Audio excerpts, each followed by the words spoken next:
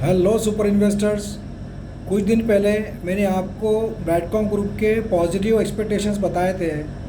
आज मैं आपको नेगेटिव एक्सपेक्टेशंस भी बताऊंगा कि क्या क्या हो सकता है जिसके कारण ब्रैडकॉम ग्रुप का शेयर क्रैश हो सकता है। देखिए, मार्केट में कुछ भी हो सकता है, पॉजिटिव भी होता है, नेगेटिव भी होता है। तो हम तो वो पॉजिटिव ही करते हैं, बट हमें निगेटिव फैक्टर्स भी पता रहना चाहिए। तो दोनों के हिसाब से हमने डिसीजन लेना चाहिए कि हमें आगे भविष्य में क्या करना है ब्रैडकॉम ग्रुप के बारे में।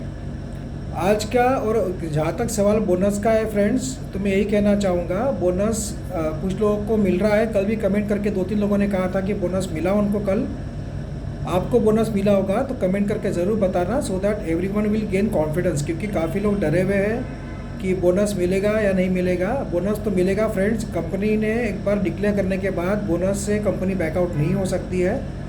थोड़ा डिले ज़रूर हो रहा है, तो उसके बारे में आपको टेंशन लेने की ज़रूरत नहीं है। मैं पहले वीडियो के स्टार्टिंग में बता रहा हूँ ये बात।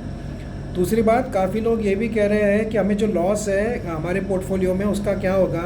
तो फ्रेंड्स, जब बोनस आपके अकाउंट में क्रेडिट हो जाएंगे बोनस शेयर, तो लॉस भी आपको कम होते हुए दिखेगा। इसीलिए उस बात से आपको घबराना नहीं है, उससे कोई फ़र्क पड़ने वाला नहीं है। और अगर अभी आप बेचते भी हैं तो आपको बोनस मिलेगा, ये भी बात फिर से रिपीट कर रहा हूँ। काफ़ी लोग कमेंट करके बार बार पूछते हैं। फ्रेंड्स, आज बीएससी में अगर हम लोग देखें ब्रैडकॉम ग्रुप का मूवमेंट कैसा रहा, तो 93.60 का लो लगाया था, 102 का हाई लगाया था और क्लोज हुआ था 99 रुपीज़ में। और बीएससी पे ट्रेडिंग हुआ है अराउंड 4,15,000 शेयर्स। एनएससी पे अगर हम लोग बात करेंगे तो 93.90 का लो लगाया था, 102 का हाई लगाया था और 98 पे क्लोज हुआ। तो हम समझ कर चल सकते हैं कि आज 98 का क्लोजिंग दिया ब्रैडकॉम ग्रुप ने। और बीएससी और एनएससी मिलाकर 25 लाख शेयर्स ट्रेड हुए। एंड अगर हम लोग बात करेंगे कल की, तो कल हुए थे यस्टरडे टोटल शेयर्स वे ट्रेडेड 34 लाख।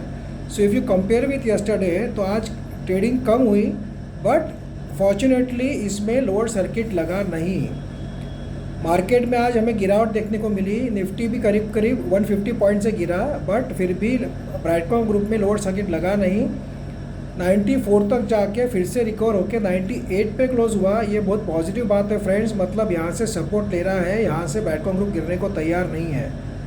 वॉल्यूम भी कम हुआ, इससे हमने इंडिकेशन ले लेना चाहिए कि इसके नीचे लोग बेचने को भी तैयार नहीं है। तो सेलर्स भी कम हो गए हैं इस रेट में, बट बायर्स भी है। तो नॉर्मल ट्रेडिंग चल रही है। तो जो लोग बाय करना चाहते हैं वो बाय कर सकते हैं, जिनको सेल करना है वो सेल भी कर सकते हैं।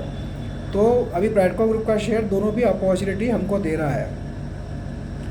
और एक 94-95 का जो लेवल है, एक स्ट्रॉन्ग सपोर्ट बनकर आ रहा है ब्रैडकॉम ग्रुप में। वहाँ से नीचे जाने की ज़रूरत नहीं है। पिछली बार भी हमने देखा होगा कि 94-95 से फिर से बाउंस किया, 108 तक गया, फिर से वही लेवल पे आके ब्रैडकॉम ग्रुप का शेयर कंसोलिडेशन कर रहा है। तो ये अच्छी बात है कि मार्केट की गिरावट में भी स्ट्रेट लोअर सर्किट नहीं लग रहा है, नॉर्मल ट्रेडिंग हो रही है। मतलब इसके नीचे लोग बेचने को तैयार नहीं है। ये बहुत बड़ी पॉजिटिव बात है ब्रैडकॉम ग्रुप के लिए। अगर मार्केट में बहुत ही ज़्यादा फॉल हुआ तो इसका नेक्स्ट सपोर्ट लेवल 80 का। बट लेट्स होप कि अभी जैसे आज कंसोलिडेशन कर रहा है, नॉर्मल ट्रेडिंग चल रही है, वैसे ही चले। और फिर से अगर मार्केट में पॉजिटिव क्यूज़ आए तो फिर से ब्रैडकॉम ग्रुप का शेयर ऊपर जा सकता है। अब सवाल ये आता है कि मैं नेगेटिव एक्सपेक्टेशंस क्या बोल रहा हूँ ब्रैडकॉम ग्रुप के बारे में, कि ब्रैडकॉम ग्रुप विल क्रैश इफ़ क्या क्या हो सकती है आने वाले दिनों में। एक तो Q4 का जो रिज़ल्ट है, मार्च एंड का जो रिज़ल्ट है, Q4 का रिज़ल्ट, अगर वो बहुत ही ख़राब आया as compare to last quarter, ख़राब बोल रहा हूँ मैं, एवरेज आया तो भी इतना फ़र्क नहीं पड़ेगा, पर अगर बहुत ही ख़राब आया तो डेफिनेटली उसके कारण भी ब्रैडकॉम ग्रुप में हमें गिरावट देखने को मिल सकती है। दूसरी बात है कि अगर इसका फॉरेंसिक ऑडिट बहुत ही नेगेटिव आया, मतलब वो इम्पेयरमेंट ऑफ असेट वगैरह का थोड़ा बहुत आया तो ठीक है, बट साइफनिंग ऑफ मनी बोलो या भाई कुछ उन्होंने फॉल्स बताया प्रॉफिट या इनकम, ऐसा कुछ रिजल्ट फॉरेंसिक ऑडिट से निकल कर आया, तो जब भी ब्रैडकॉम ग्रुप का शेयर क्रैश हो सकता है और लगातार गिर सकता है। तीसरी बात यह है कि अगर ऑडियो कंपनी का जो डिक्लेयर किया था कंपनी ने, उसमें अगर कुछ कैंसिलेशन का न्यूज़ आता है या कुछ डिले होता है या डील कैंसिल हो जाती है, if deal has been called off, तो डेफिनेटली उसके कारण भी ब्रैडकॉम ग्रुप में हमें गिरावट देखने को मिल सकती है। बाकी तो पॉजिटिव पॉइंट ही ज़्यादा एक्सपेक्टेड है फ्रेंड्स, नेगेटिव पॉइंट कम है। बट इन सब बातों में से आपको कौन से पॉइंट पे डर लग रहा है या डाउट आ सकता है, आप कमेंट करके ज़रूर बताना कि आपको इसमें से कोई बात पे लगता है क्या कि क्वार्टर रिजल्ट ख़राब आएगा या फिर फॉरेंसिक ऑडिट में कुछ नेगेटिव आएगा या फिर ऑडियो कंपनी जो टेक ओवर करने वाले हैं, जो उन्होंने फाइनल की है, वो डील कॉल ऑफ हो जाएगी या कैंसिल हो जाएगी, ऐसा आपको लगता है क्या? ये भी कमेंट करके बताना। अगर ये तीनों बातें छोड़ दी तो ऐसा कोई नेगेटिव पॉइंट नहीं है, बाकी सब रेगुलर रूटीन है एंड कंपनी लगातार ग्रो कर रही है। अभी Q4 के नंबर आने के बाद उसमें पता चलेगा और उसमें भी कंपनी अपना प्लानिंग देगी, कुछ ना कुछ ये 3 क्वार्टर में कंपनी ने क्या किया वो भी बताएगी। तो उसके कारण भी हमें एक कॉन्फिडेंस आ जाएगा बैडकॉम ग्रुप के फ्यूचर के बारे में। दूसरी बात, प्रोमोटर होल्डिंग भी बढ़कर आई है, अभी वो भी न्यूज़ आपने देखी है। तो प्रोमोटर होल्डिंग बढ़ाई है मिस्टर सुरेश रेड्डी ने, तो उसका मतलब भी हो सकता है कि आने वाले दिनों में इसका Q4 का रिजल्ट अच्छा है, या मे बी आने वाले 2-3 क्वार्टर में कंपनी ज़बरदस्त जंप करेगी, ये भी देखने को मिलेगा। कंपनी ने जो डिक्लेयर किया था कि वो फ्री कैश फ्लो 250 करोड़ का हो जाएगा मार्च एंड तक, वो भी इस क्वार्टर में हमें पता चल जाएगा। कंपनी ने जो डिक्लेयर किया था ये अचीव कर पाती है कि नहीं टारगेट फ्री कैश फ्लो का, ये भी हमें पता चल जाएगा Q4 में। तो काफ़ी कुछ डिपेंड है Q4 का जो डिक्लेयर रिजल्ट होगा और उसकी मीटिंग में क्या क्या निकल कर आता है उसके ऊपर। उसके अलावा ऐसा कोई नेगेटिव बात नहीं है, पर ये 3-4 पॉइंट अगर हम लोग देखें, इसमें से कुछ आता है तो डेफिनेटली शेयर में गिरावट का सिलसिला शुरू हो सकता है। बाकी पॉजिटिव एक्सपेक्टेशन का वीडियो मैंने बनाया था कुछ दिन पहले, आप देख सकते हैं, तो वो ज़्यादा मुझे होप्स लग रही है रादर दैन नेगेटिव। बोनस में जो डिले हो रहा है फ्रेंड्स, उसके कारण कंपनी ख़राब नहीं होती है। आप ऐसा मत समझिए कि बोनस लेट मिल रहा है मतलब कंपनी ख़राब हो गई, बर्बाद हो गई और कंपनी जानबूझ के कर रही है।